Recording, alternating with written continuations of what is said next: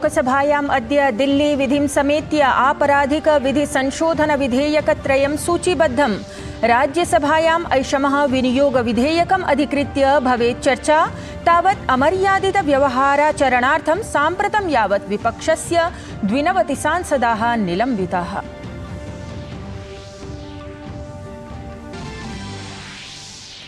प्रधानमन्त्री नरेन्द्र मोदी अद्य ऐषमः smart India hackathon इत्येतस्याः प्रतियोगितायाः निर्णायकक्रमिकैः प्रतिभागिभिः समं संवादं समाचरेत्। निर्णायकक्रमिका प्रतियोगिता एषा अद्य आरभ्य डिसेम्बर मासस्य 23 दिनाङ्कानि यावत् आयोजयिष्यते। नवदिल्ल्याम् इंडी इत्येतस्य संयुतिदलस्य चतुर्थम् उपवेशनम् अद्य आसनावण्टनम् अथ सांसदानां निलम्बनं समेत्य अनेकेषु प्रकरणेषु भवेत् चर्चा।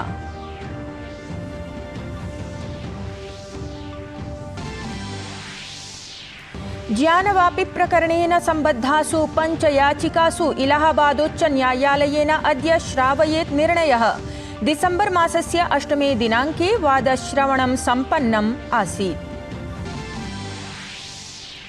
तमिलनाडुराज्ये वृष्ट्याधिक्येन अनेकेषु स्थलेषु जलापूर्तिः, रेलमार्गपरिवहनसेवाः महत् दुष्प्रभाविताः जाताः। राज्यपालेन स्थितिं समीक्षितुं समाचरितम् आपदुपवेशनम्।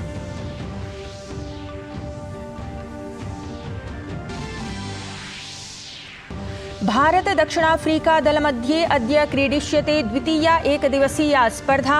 द्वितीयां स्पर्धां विजित्य श्रृङ्खला जयार्थं प्रयतिष्यते भारतेन। श्रृङ्खलां जेतुं भवेत् दृष्टिः, तत्रैव दक्षिणाफ्रीका श्रृङ्खलायां समानाङ्कत्वं भजनप्रयासः। अभिवादये, अहमस्मि लता। अत्र भवतां स्वागतम् एतस्मिन् डीडी न्यूज़ वार्ता प्रसारणे। अथ वार्ताः। प्रधानमन्त्री नरेन्द्र मोदी अद्य रात्रौ 9:30 दृश्यश्रव्यतन्त्रप्रणालिकया ऐषमः स्मार्ट इंडिया हैकथॉन इत्येतस्याः प्रतियोगितायाः निर्णायकक्रमिकैः प्रतिभागिभिः समं संवादं समाचरेत्।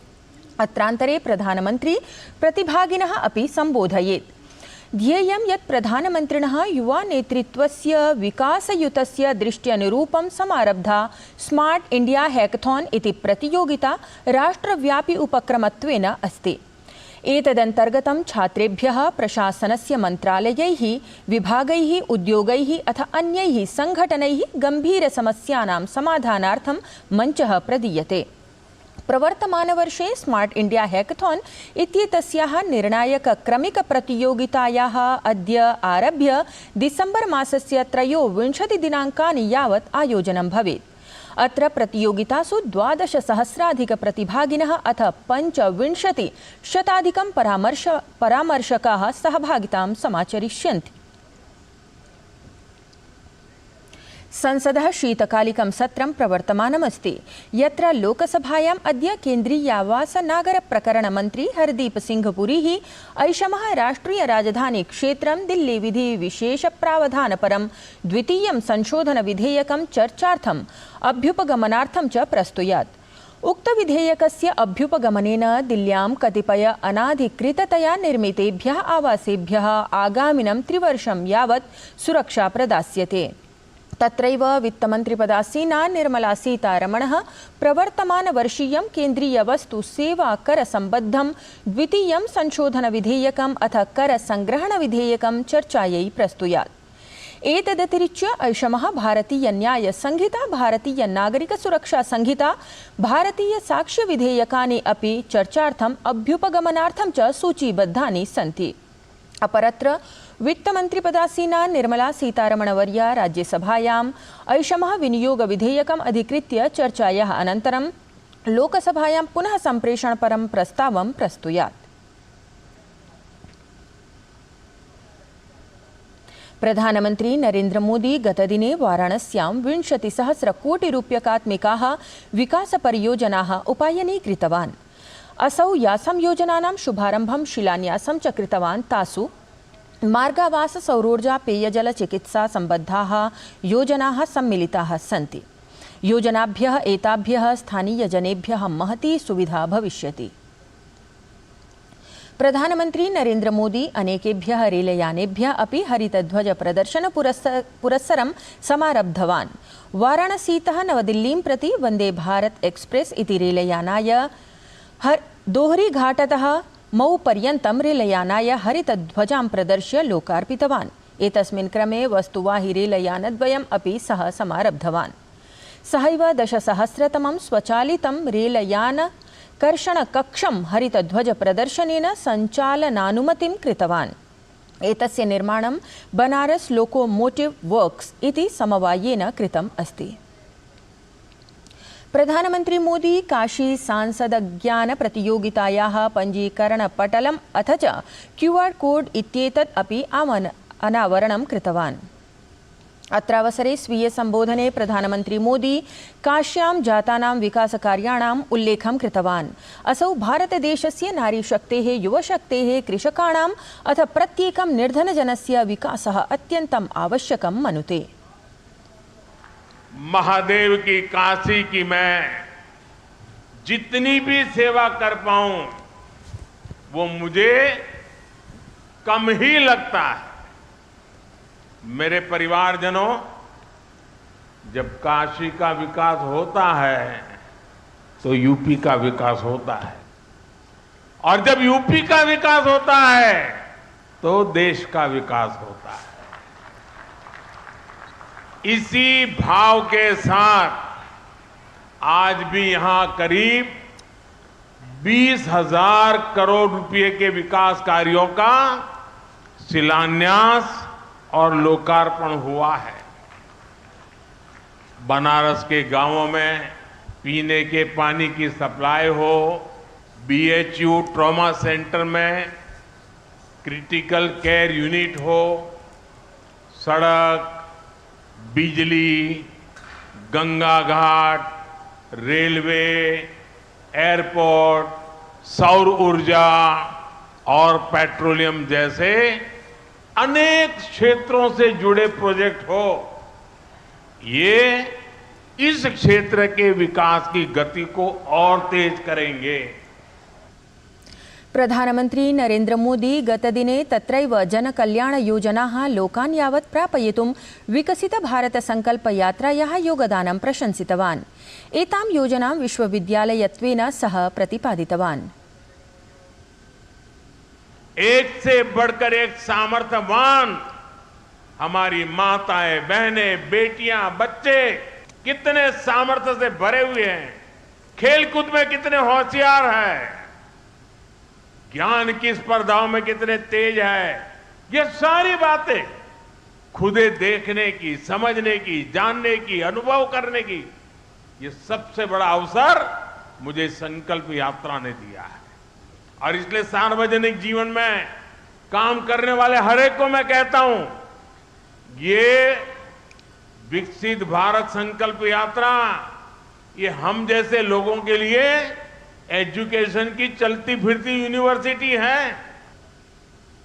प्रधानमंत्री नरेंद्र मोदी वाराणस्याः उमरहाम इत्यत्र निर्मितस्य स्वर्वेद महामन्दिरस्य लोकार्पणं कृतवान्। 7तलीयम् एतत् मन्दिरं योगसाधनायाः आध्यात्मस्य च बृहत् केन्द्रम् अस्ति।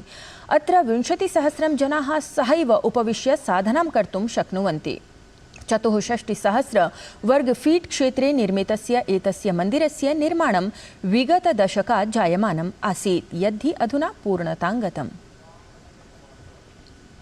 आप संतों के सानिध्य में काशी के लोगों ने मिलकर विकास और नवनिर्माण के कितने ही नए कीर्तिमान गढ़े हैं।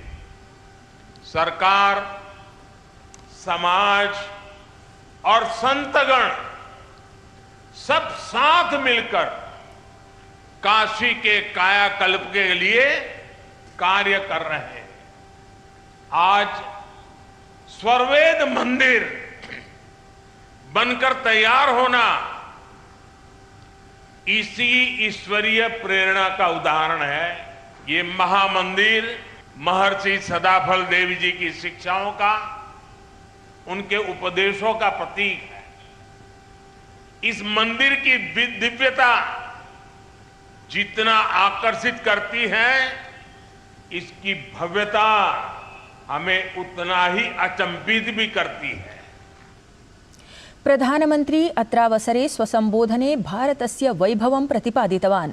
अत्र सांस्कृतिक वैभवं नष्टं कर्तुं कृतान् प्रहारान् अपि स्मृतवान्। अगले कुछ सप्ताह में अयोध्या में राम मंदिर का निर्माण भी पूरा होने जा रहा है। हम समग्र विकास की ओर कदम तभी बढ़ा पाते हैं जब देश अपनी सामाजिक सच्चाइयों और सांस्कृतिक पहचान का समावेश करता है। इसलिए आज हमारे तीर्थों का विकास भी हो रहा है और भारत आधुनिक इंफ्रास्ट्रक्चर में नए रिकॉर्ड भी बना रहा है। ज्ञानवापि परिसरीयं सर्वेक्षणवृत्तम् ASI इति भारतीय पुरातत्व सर्वेक्षण द्वारा सोमवासरे जनपद न्यायालये अभिनिविष्टम्। न्यायाधीशः डॉक्टर अजय कृष्ण विश्वेशः डिसेम्बर मासस्य 11 दिने सर्वेक्षणवृत्तं न्यायालये प्रस्तोतुम् आदिष्टवान् आसीत्। वृत्तं तु अधुना पिहितपत्रे अस्ति। 21 डिसेम्बर मासस्य 21 दिने वादश्रवणं भवेत्। वजूखाना इति क्षेत्रं यत्र शिवलिंगं प्राप्तं तत् निषिद्धं क्षेत्रं विहाय समग्रस्य ज्ञानवापि परिसरस्य वैज्ञानिक विधिना अन्वेषणपरं प्रार्थनापत्रं मन्दिरपक्षतः विगतस्य मे मासस्य 16 दिने जनपद न्यायालये आवेदितम् आसीत्, यच्च स्वीकृत्य जुलाई मासस्य 21 दिने जनपद न्यायालयेन ज्ञानवापि परिसरस्य सर्वेक्षणाय आदेशः कृतः आसीत्। अनन्तरं क्रमशः कार्याचरणपुरस्सरं भारतीय पुरातत्व सर्वेक्षण विभागेन सर्वेक्षणवृत्तं प्रस्तुतम् अस्ति। एतस्मिन् प्रकरणे हिन्दूपक्षस्य प्रतिनिधयः अधिवक्ता विष्णुशङ्कर जैनः सर्वेक्षणवृत्तस्य प्रतिकृतिं स्वीकर्तुं याचनाम् अकरोत्। अथ च सः उक्तवान् यत् जनसञ्चारमाध्यमाः एतस्मिन् सर्वेक्षणवृत्ते चर्चां न कुर्युः इत्येषः आदेशः नास्ति समीचीनः। तमिलनाडुराज्ये जायमानेन वृष्ट्याधिक्येन तत्र अनेकेषु स्थलेषु जलापूर्तिः दृश्यते। मार्ग रेलसेवाः अपि तत्र पिनद्धाः। जनसामान्यं तत्र महत् दुष्प्रभावितं जातम्। यद्यपि राष्ट्रियापत्प्रतीकारमोचनबलं समेत्य सेनाद्वारा अपि राज्यस्य दुष्प्रभावितस्थलेषु साहाय्योद्धारकर्माणि समाचर्यन्ते। तावत् तमिलनाडुराज्यस्य राज्यपालः रवीन्द्रनारायण रविः तमिलनाडुराज्यस्य दुष्प्रभावितानां जनपदानां स्थितिं समीक्षितुं सम्बद्धाधिकारिभिः सह आपदुपवेशनम् आकारितवान् आसीत्। एतद्वार्ता संस्करणम् अधुना सम्पद्यते। अभिनववार्ताभिः सह पुनः उपस्थास्यामः। तावत् मङ्गलं भूयात्।